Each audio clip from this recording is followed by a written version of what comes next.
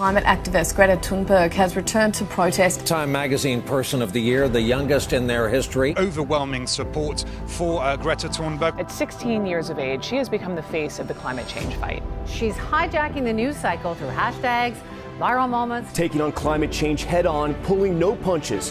Her passionate speeches have drawn attention all over the world.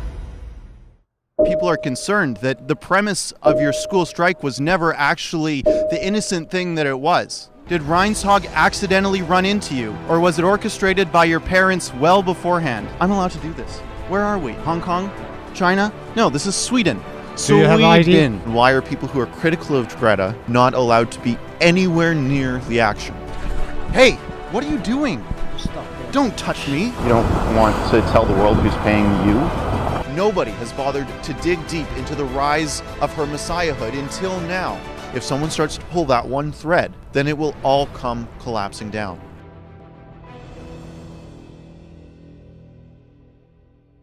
Who do you think you are?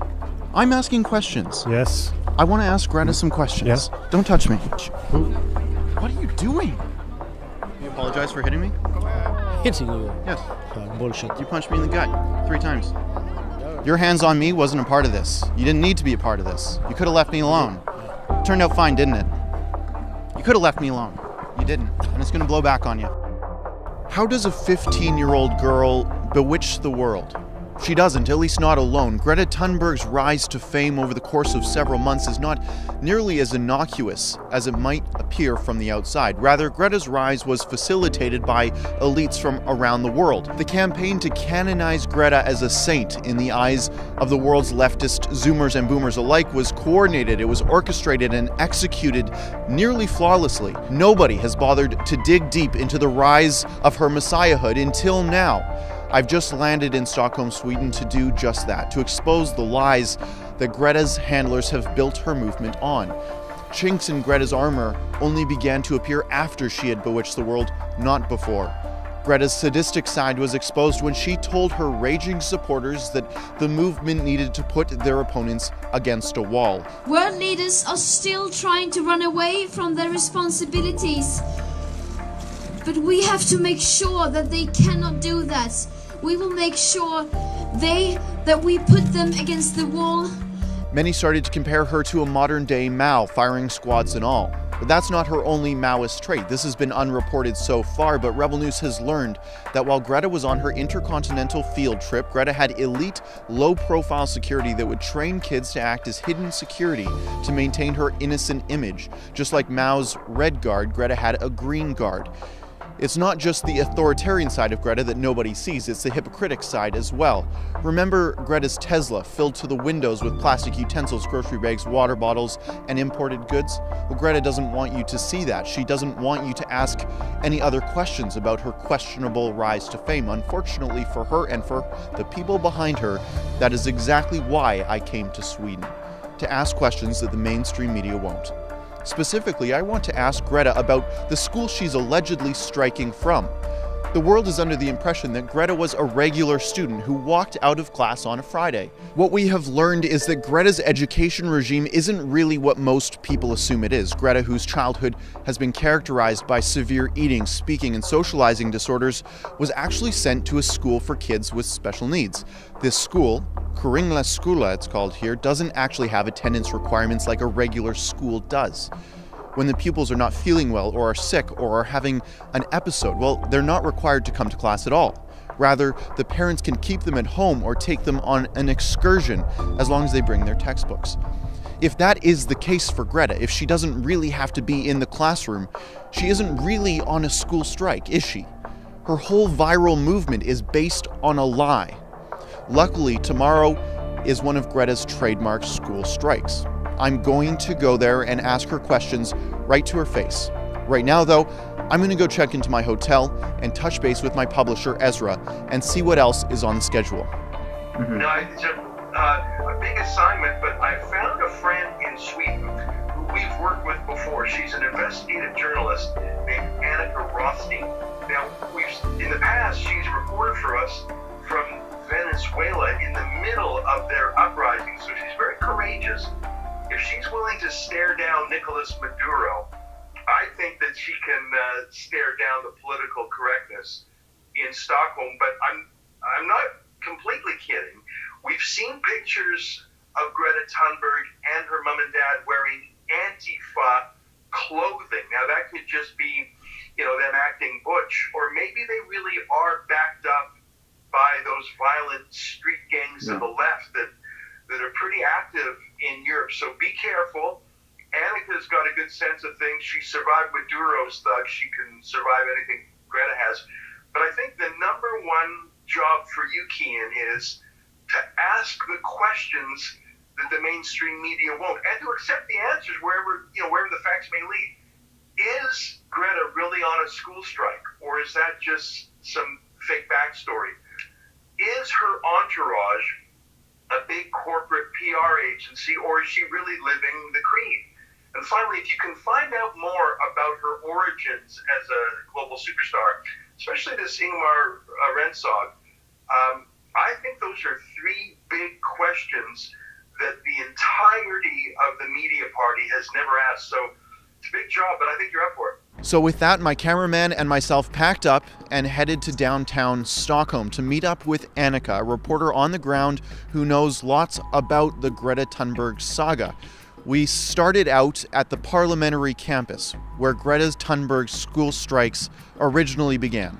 This is the pedestrian walkway surrounding the Swedish parliament, and it is the exact location where Greta Thunberg started staging her alleged school walkouts on August 20th, 2018. It is the exact location where Ingmar Renshaug coincidentally, or at least we're supposed to believe, he just happened to walk by Greta Thunberg on the first few minutes of her very first school strike. Ingmar Renshaug is a financial investor and public relations specialist who just dropped off his son some few kilometers away for kindergarten on his way to work. Now, this location is nowhere near the most likely route of travel, and it's kind of hard to believe that he accidentally stepped off of the metro, walked a few kilometers to get here, and then went back to the metro and then went to work. And it was all a coincidence. It was all a happenstance. That's what they want us to believe. I don't buy it. It was right here at this very spot where Greta Inc. was originally founded. It is right here where the entire saga began, the saga to kickstart a global leftist icon. And we're supposed to believe that it was all a coincidence. It was all an accident. Now, on the day, August 20th, when Greta was found by Ingmar Renshaug, a friendship and business partnership was formed. Very shortly after, Greta was added to an advisory role on Ingmar Renshaug's company, the Facebook for Environmentalists, We Don't Have Time. Ingmar Renshaug used Greta's image to promote his company and make a boatload of cash. Now, Greta says adamantly that she didn't profit from that, but Ingmar, well, he sure did. Now, everybody wants to know what the motivation is behind the people at Greta Inc. and the people pulling the strings. Well, Greta Thunberg's motivation and that of her family was admitted on BBC Radio. Greta Thunberg's father went on BBC and said that her activism is a Xanax of sorts to fix her depression, her selective mutism, and her eating disorders. Listen to him. I mean, I have two daughters, and to be honest, they're all that matters to me. I just want them to be happy. And I can see Greta is very happy from doing this, and I saw where she was before. I mean, she didn't speak to a single person. She could only eat in her own home. And when she went on this school strike, and I think day 3, someone came along and gave her like pad thai vegan, and she ate it, and that was like, I cannot explain how much that, what a change that meant to her and to us. And it was just like, she changed. And she could do things that she could never have done before. And now she's just like any other. You think she's not ordinary now because she's special and she's very famous and all these things. But to me, she's now an ordinary child. She can do all the things like other people can. And she's happy. She dances around, she laughs a lot, we have a lot of fun, and she's in a very good place. Now, while this activism is curing Greta Thunberg's depression and mental illness, it's sparking mental illness in youth around the world. Depression has skyrocketed among young people. Many young folks think that the world is ending and life is just not worth living. But I guess that's the price to pay for Greta Thunberg's family. So when I was 11, I became ill. I fell into depression. I stopped talking and I stopped eating. In 2 months, I lost about 10 kilos of weight. Later on, I was diagnosed with Asperger's syndrome, OCD, and selective mutism. Now, it's obvious that Greta Thunberg is going to have her selection of whatever Ivy League university she wants to go to, and she'll be making her fortune in due course. But right now, the people making the money are the folks pulling the strings of Greta Inc. It's the people like Al Gore and the industry behind him, the speaking circuits for these green elites around the world. It's the green lobby, it's the green tech that are making the money, putting Greta up on a pedestal to spark this movement so that they can make the bucks.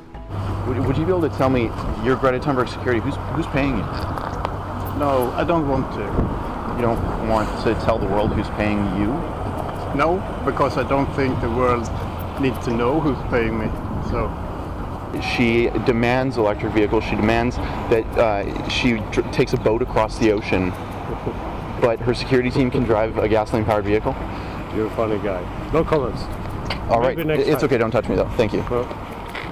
Sure, Greta has pulled the wool over our eyes, or at least Greta Inc. has. The people behind her have said, have set this up in a way that looks, in retrospect, really orchestrated, pre-planned out, and there are some people maybe financially benefiting from it even. But people do this kind of thing all the time, these public stunts. It happens all the time. What is the more insidious side of this?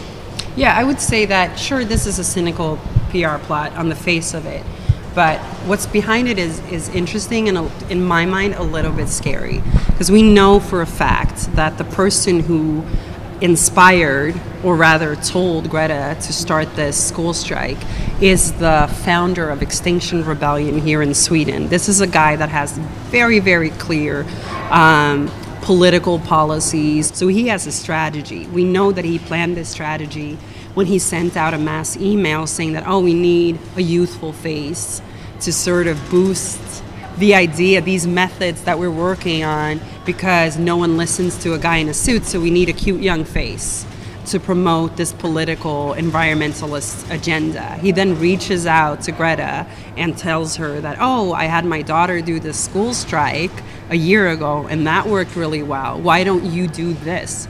And she does. And he said, if I remember correctly, he said his daughter was inspired, or it was his daughter who was inspired by Parkland students. And Greta has said that she was also inspired by Parkland students. So you can see the line sort of drawing between these two. And also on the file of Extinction Rebellion, Greta has said she's giving money to them too. Yeah, and she went, a lot of times people will plead, the team behind Greta will just plead ignorance and be like, oh, a lot of people like to associate with her, but she has no opinion either way.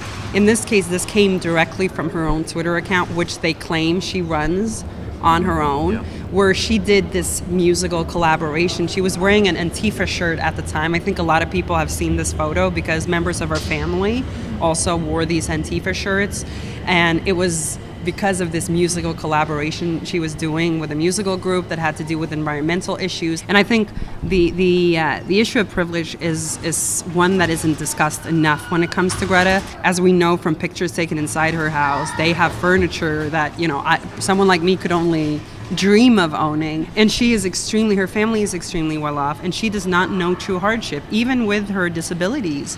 If you claim an adult stage, if you're saying that, okay, I'm going to speak on the world stage about these very, very serious issues, you have to be able to not have it be a monologue, but a dialogue. And I think that she has only reached the monologue stage, unfortunately, and it's time to make this conversation about climate a dialogue where she answers a lot of very difficult questions. And with that, Annika and I walked to the very community where Greta Thunberg says her childhood was ruined. What we saw there, I almost couldn't believe. So this is the community that Greta Thunberg actually was raised in. This is where her childhood took place. She might have actually played in this exact sandbox. Now, I don't want to show you her exact house because I know what everyone will say, but you can get a taste of the community that she lives in. Come check this out. Look at these buildings. It is almost like a storybook. It's like a children's book. The colors, the tranquility here, This is where every child in the world would love to grow up. This is the childhood that Greta supposedly never had. Dude, I'm not aggressive. We are security and you are dangerous for us. So get No, I'm not. Leave me alone. Leave me alone. This late in the winter, days don't last too long in Stockholm, so we packed up our stuff and headed back to our hotel, getting ready for Greta's 72nd school strike. So I'm here standing outside of Greta Thunberg's alleged school strike right outside of the Swedish Parliament here today on January 3rd. There's not a large crowd, but there certainly is a media gaggle. And what I find interesting is there's actually a large security presence that looks like private security right now. Who is paying for them? Greta Thunberg says she doesn't take money from anyone. Her parents pay for everything she needs, apparently. At least that's what we've been told. Her parents are paying for 3 security guards here on her school strike. I find that hard to believe. Let's go see what we can find out. It turned out there were far more security personnel than we first thought. There were 3 very close to her, but there were far more spread around inconspicuously around the block. I approached a few of them to figure out who they were and what they were doing. So what was the breakdown? Who was paying them? Here's what they said. Hey guys, how are you? Are you guys security for Greta Thunberg? Yes. Who's paying for you? I don't want to do any comments on this. Do you come to every strike that she's on? I don't comment. No comments. You have 3 security guards here for a small strike over there. What do you expect to happen? And I'm really curious to know who's paying for you and your equipment, your travel, your car here. I'm sorry, I don't comment anything. I'm sorry. Is Greta Thunberg angry at all that you use a gasoline-powered car? No comments, please. No comments. Okay. Has she asked you to use an electric vehicle at all? No comments, okay. Why is that? Like, these are pretty simple questions. No comments. Greta Thunberg is an international presence, and your security team has gone virtually unnoticed. You have to understand that we cannot give you any comments. No, I can. And I can ask some pretty simple questions. I'm a reporter. I came across... I can't answer. I can't answer. Has just the one question then. Has Greta asked you to use an electric vehicle? Do you think it's weird that you are acting as security for Greta, but she demands electric vehicles? She demands that she takes a boat across the ocean, but her security team can drive a gasoline-powered vehicle? You're a funny guy. No comments. All right. It's okay. Don't touch me, though. Thank you. Well, excuse me. How are you? Sorry? How are you? I'm fine. It's a little cold, hey? Would you be able to tell me, you're Greta Thunberg security, who's paying you? No, I don't want to. You don't want to tell the world who's paying you? No, because I don't think the world needs to know who's paying me. So, is Greta Thunberg paying you personally? Come on, I don't want to answer your questions. How about you, sir? Who's paying you? Why don't you stop? Stop what? Asking questions? Please, yes. Why would you want me to do that? No comments. Interesting.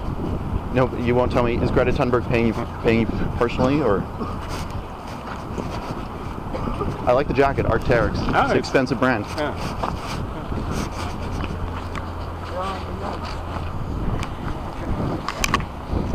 How many would you say? 5, 6, 7? Are you from Sweden yourselves? Yeah. Yeah. Do you follow her wherever she goes? Did you come to Canada when she was manipulating our general election?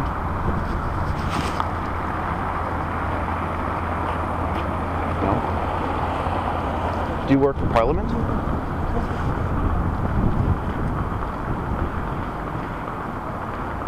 I don't want to answer your questions, so... The world wants answers then. Okay. Do you think they deserve to know who's paying for Greta Thunberg's trips across the ocean, her hotels, her security, her platforms, her audiovisual equipments? Nah, no? I don't think so. No. Do you believe in her cause? In? Her cause. It's her cause. But you just get paid to protect her, so it doesn't really matter. All right. I can respect that. So fine, Greta Thunberg has major security here. Who's paying them? Still not totally clear on that. Why are they undercover and trying to act all James Bondy? Also don't know the answer to that. What I do want to know, though, is why are certain people allowed to go to Greta and ask questions, and how do these security guards know exactly who we are already and wouldn't let us come near them at all? Why are some people allowed to ask questions, people who are in favor of Greta's campaign? Why are they allowed to ask questions and get close? And why are people who are critical of Greta not allowed to be anywhere near the action? It seems like they don't want tough questions being asked because they know if someone starts to pull that one thread, perhaps the thread that Greta Thunberg's school strike was never really a school strike, then it will all come collapsing down. Greta, would you be able to tell me what school are you actually striking from? Yes. Yeah. Yes. Show me your press card. Yes. So when you actually started your school strike, were you leaving the classroom or did you have a day off from your school that you were at? You know the school that you go to, you have multiple days off a week. You don't actually have to go to class 9 to 5. Did you walk valiantly from the classroom like you've led the world to believe? Or did you just have days off on Friday? Nice to meet you again. I remember you from Edmonton. Yes. I remember your Tesla. It was full of plastic. Oh, it was not my Tesla. I shared it with many others. You're just messing around. No, I'm trying to ask her questions. Yeah, I know. Don't touch me. Don't touch me. Oh, this is a free country. No, this is a free country. Yeah, but you're behaving. I'm behaving fine. Yeah, I'm behaving fine. Yeah, I know. Who are you? Who's paying you? Who's paying me? Yes. Why do you wonder? Do you have a press ID? Yes. Yeah, show me that. Who are you? Who are you? Show me your ID. Who told you could be a rent-a-cop? Yeah. Don't touch me. Don't touch you. Yeah, but it's a free country. I'm standing here, right? Okay, continue to do that. Yeah. Take it easy. Now, I had been banging my head against the wall trying to get past the security guard, so I decided that maybe Annika would have a better shot at asking Greta some different questions. I handed Annika my equipment and she was able to sneak past Greta's security and ask some questions. Unfortunately, Greta didn't seem all too interested in answering when she said that she was with Canadian media. Greta repeatedly said in Swedish that she didn't want to answer any questions and she couldn't be forced to conduct an interview.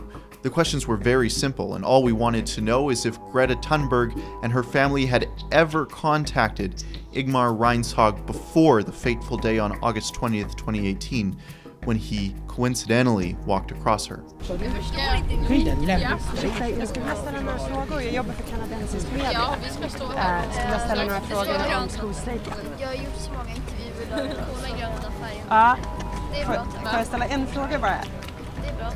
Inga frågor överhuvudtaget.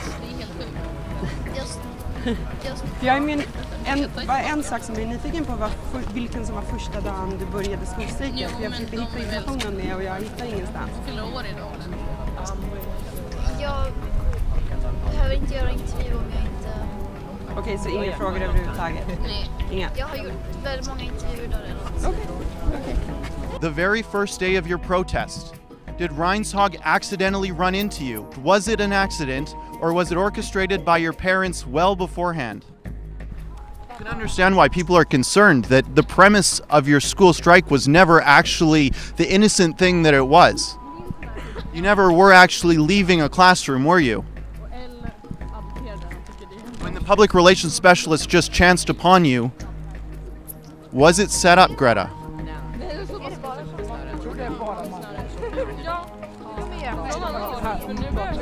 Greta, when you were sitting on the train, when they took a photo of you sitting on the ground, how scripted was that? Was it pre-planned? Did you know that there was going to be the blowback from the German train authority pointing out that you were actually in first class? Hey, what are you doing? Stop here. Don't touch me. Who do you think you are?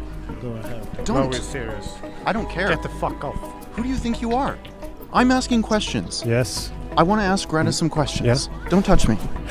Yeah. What do you think people are going to say when it gets out that a security guard from Sweden punched a reporter 3 times in the gut? Sure. I don't care. You don't care? No. You know, this is communist country. We're glad Don't touch me. They're pushing. Just larger frame, wide angle of this guy being an asshole. My feet are planted here. Oh, they're if planted, you touch yeah. me, Oh. I'll be reporting you to superior. Yeah, sure. What are you doing here? Are you from Hong What Kong? are you doing here? What do you mean, what am I doing here? I'm a reporter. I'm asking questions. You're now a I'm focused on reporter. you instead of Greta, who I should be focused on. Fuck off. Don't get so close. Don't touch me. I'm not touching you. I haven't moved. You're standing on my foot. Once. I haven't moved once. Hey. Who? What are you doing? Dude, I'm not aggressive to We you are at all. security, and you are dangerous for us. So get No, the I'm not. fuck Leave me off. alone. Leave me alone. Stop. I'm allowed to do this. Where are we? Hong Kong? China? No, this is Sweden. Do you have ID? Sweden. Do you have ID? Yeah, I do, and I'll show it to you. Thank you. No. Fuck off. Are you here illegal? I think so. Yeah? You're done with this now. No, I'm not. I don't think I am. So fucking behave you. Huh? Behave you. Behave me? I will. Believe me. We wanted to ask some questions and prove that she wouldn't be able to answer them. Your hands on me wasn't a part of this. You didn't need to be a part of this. You could have left me alone. Turned out fine, didn't it? You could have left me alone. You didn't. And it's going to blow back on you. We asked the questions of Greta. She turned her back on me in that last pitch. She answered a few at the start. She answers a few of Annika's a little bit by saying, I don't have to partake in this. But at the end, the security guards here violently shoved me. Two of them did. One off camera, one blatantly on camera. And then he had the gall to come up to me and ask if I was here legally. Like he was joking, like he was going to arrest me because I was here illegally. That's funny, coming in Sweden, where bombings and rapes are happening every single day here because of the people that they have no idea who are in their country and frankly don't even care. But when it comes to asking Greta Thunberg questions, Saint Greta, well, they're going to shove you, they're going to push you, they're going to threaten you, and they're going to intimidate you. I hope that this was enlightening. That Greta Thunberg's school strike was never what we were led to believe. She goes to a school where she's allowed to leave. She's not striking from the classroom valiantly, taking a battalion of students with her and striking at the Swedish parliament. No, she has days off when she's feeling a little uncomfortable or ill or just doesn't want to go to class. It's not a strike in any sense of the word. Where is her money coming from? Is it coming from Reinshog still? They had a bit of a falling out. We're not sure what happened there, but we're not sure who's paying these security guards. We're not sure who's paying for her captain of the boat to fly from the United Kingdom to the United States to ship her back over the sea. We don't know where the money's coming from, and we need to get to the bottom of it. More work needs to be done to expose Greta Thunberg. We still don't know who is paying for Greta's elite international security, or her domestic security for that matter, that eclipsed her protest numbers earlier this morning. If you want to contribute to our research and to the work that we're doing exposing Greta Incorporated, please go to gretainc.com. If you can pitch in a few bucks to help us with our hotel, our flights here from Canada, it would go a long ways to making sure that we can continue to uncover the secrets that Greta's handlers don't want you to find out. Thank you so much for watching in Stockholm, Sweden. For Rebel News, I'm Kian Bexty.